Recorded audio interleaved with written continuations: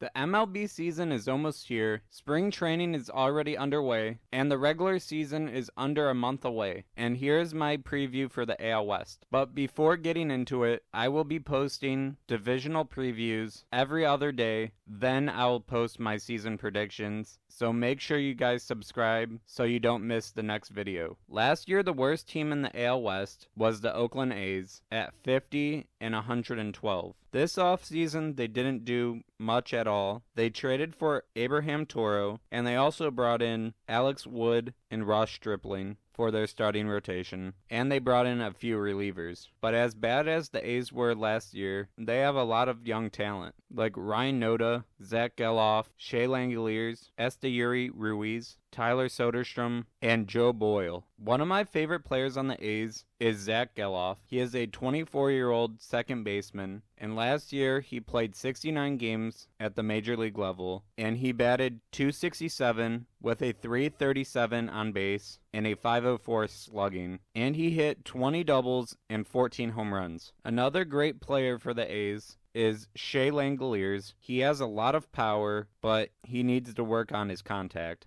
and his strikeout numbers. But last season, he batted .205 with 19 doubles and 22 home runs. And Esteury Ruiz had a crazy rookie season last year, having 67 stolen bases, and that is with missing over a month with a shoulder injury. If some of their younger players can start developing at the major league level, I think they could be much improved this season. Right now, their over-under is set at 56.5 games, and I would take the over on that. Next, the Los Angeles Angels. Last year, they finished 4th in the AL West and had a record of 73-89. And this offseason, they lost, obviously, Shohei Ohtani, by far the best player in the league, Randall Grichuk, Gio Urshela, and those are most of the notable players they lost. And they brought in Aaron Hicks, Robert Stevenson, Luis Garcia, Adam Simber, Jose Cisnero, and they brought back Matt Moore. I like that they brought in a lot of relievers since how bad their bullpen was last season. But with their lineup, it could either be really good or very bad.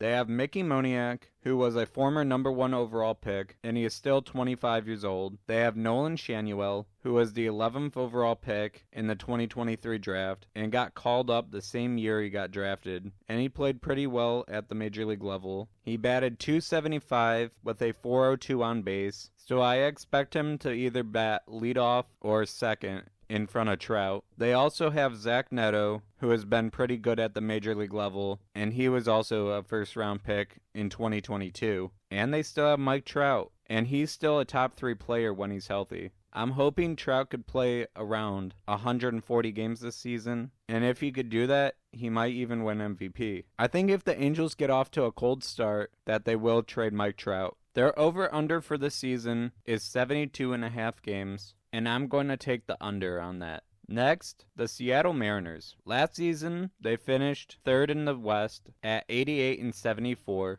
This offseason, they lost Teoscar Hernandez, Tom Murphy, and Mike Ford, and they added Jorge Polanco, Mitch Garver, Luke Raley, Mitch Haniger, Gregory Santos, and Jackson Kowar. This team has one of the best rotations in the league, with Luis Castillo, Logan Gilbert, George Kirby, Bryce Miller, and Brian Wu. And I'm expecting Julio Rodriguez to make another jump and become a top 5 MVP candidate this year. Their over-under for total wins this season is 87.5, and I would take the over on that. Next, the Texas Rangers. Last year, they finished 90-72 and won the World Series. In the offseason, they lost Jordan Montgomery, Mitch Garver, Aroldis Chapman, Chris Stratton, and Will Smith, but they added David Robertson, Kirby Yates, and Andrew Kisner. I am concerned about their bullpen since they lost 3 key pieces, but they did add 2 in free agency. But their offense is just so good,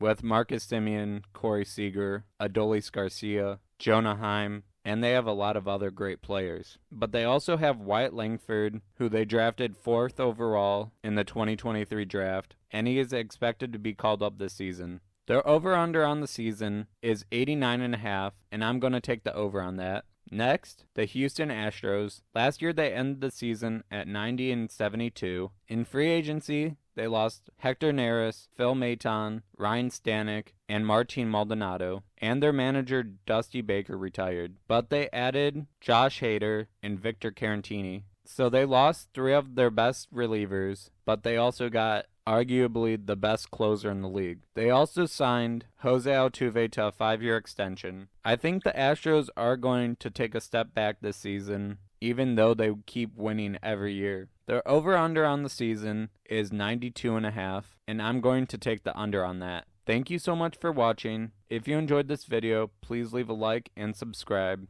Goodbye.